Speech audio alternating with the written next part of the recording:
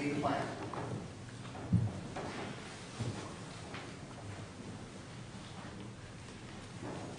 Now with the feed the soil, with the feed the plant paradigm, and you've all got this handout, the soil is considered to be like a factory. You know, it's like a building. You come in and you have your inputs, and you take your outputs, and then you have your refuse. Okay, so the inputs are things like water, seeds, fertilizer, pesticides.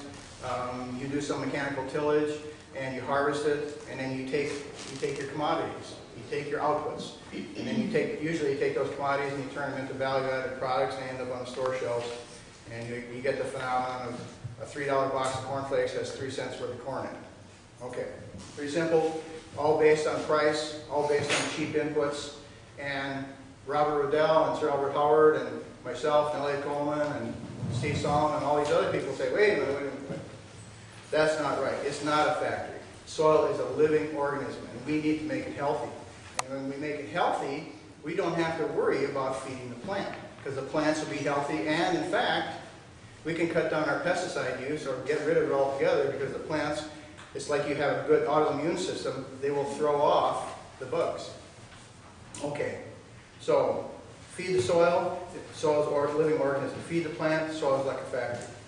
Now, feed the plant paradigm, most inputs are purchased externally. You know, you get your gas, you know, from Canada, or your natural gas, and you use that to make your nitrogen. You get your phosphates from Canada or from Utah or Boise, Idaho, and you put them in the ground. You take your phosphorus and you use a chemical process which uses a lot of sulfur to make it more readily available to the plants.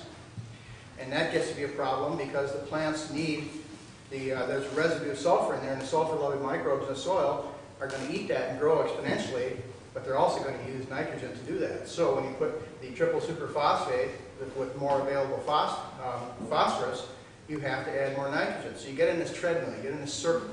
Okay? And so your inputs are treated as if they're individual variables that don't have interactions with other variables. Okay, so say you've got 3 variables, A, B, and C, nitrogen, phosphorus, potash. You have the 3 variables, plus you got an interaction with A and B, you got an interaction with A and C, you got an interaction with B and C, you got an interaction with all 3. So basically you've got 6 interactions.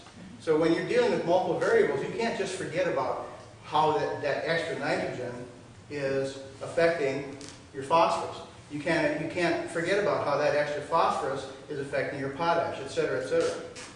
But in the feed the plant paradigm, that's exactly what they do. Okay, so the feed the plant paradigm, you have these inputs. They're usually purchased externally. They're treated as individual variables. And versus the feed the soil paradigm, your inputs come from the farm. Maybe you've got animals that provide manure. And the manure for most animals has not only nitrogen in it, but does have some phosphorus and some potash. So it's relatively balanced.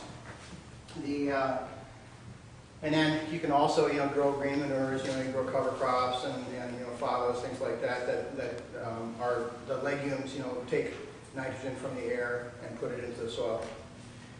Okay. So another thing that's different in the 2 paradigms is the feed the plant paradigm. It treats the animal manure and the plant residues as waste, and it's a problem. It's a disposal problem. And the ultimate expression of that is these CAFOs, confined animal feeding operations, where you have thousands of cattle in one little pen, and you've got a problem with the groundwater because you've got the gigantic amounts of manure, and you're not taking that manure out and putting it on the ground right there because there's too much. However, if you took that 10,000 animal feedlot from Bakersfield, California, and you transposed it down to the wilds of Wyoming and spread it out, it would be no problem. See? So that's what small farms are essentially doing. They have a good balance of animals. So the animal manures and the plant residues are valued to build the soil. Now Elliot Coleman, I got some books here which are real good reference books. That's Elliot Coleman's The New Organic Grower, and he likes the idea that you should, for instance, if you got a barn you should actually board horses because you're getting free manure. And the value of the horse is in the manure. And even though, and if you get a little bit extra money if you're boarding a horse, that's just gravy. But the real thing is to get that manure. And there are a lot of people like Joel Salatin. You probably heard about him from Polyface Farm. His whole thing is get that manure in the soil. And he's also building the soil by having his animals crop it. So he changes the cows or the hogs in the pasture every day. They crop it down, and a very interesting thing happens. The grass, when it gets cropped down, it sheds roots.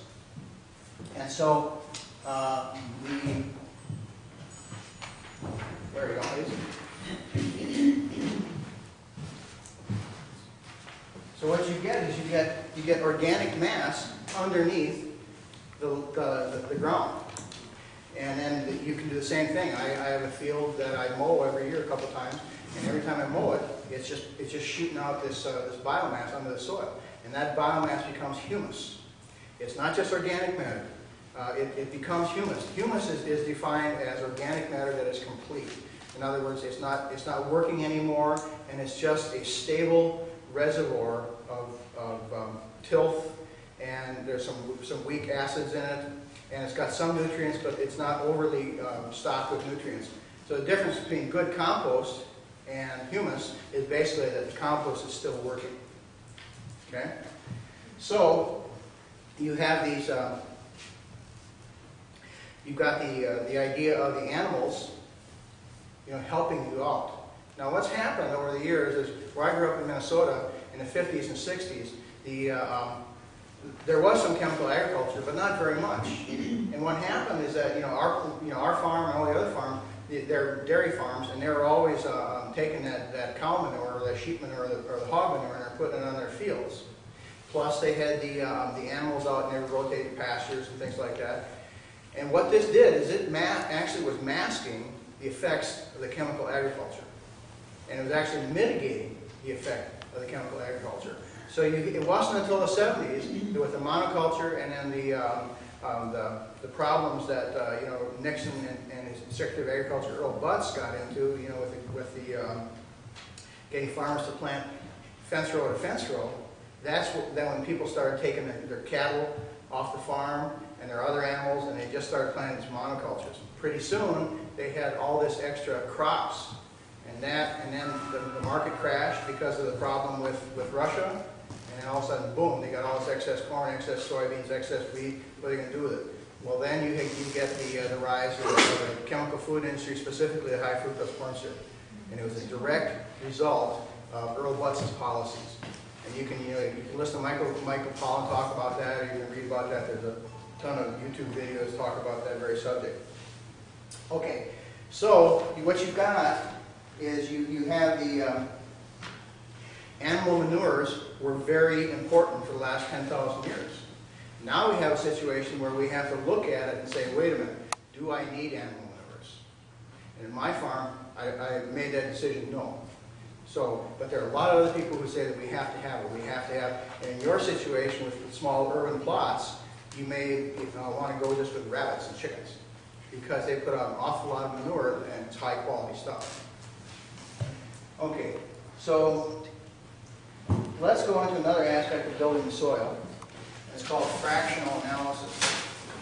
Before you leave animals, can I ask a question? Sure. Which animals are the best for manure? I've heard llamas really good.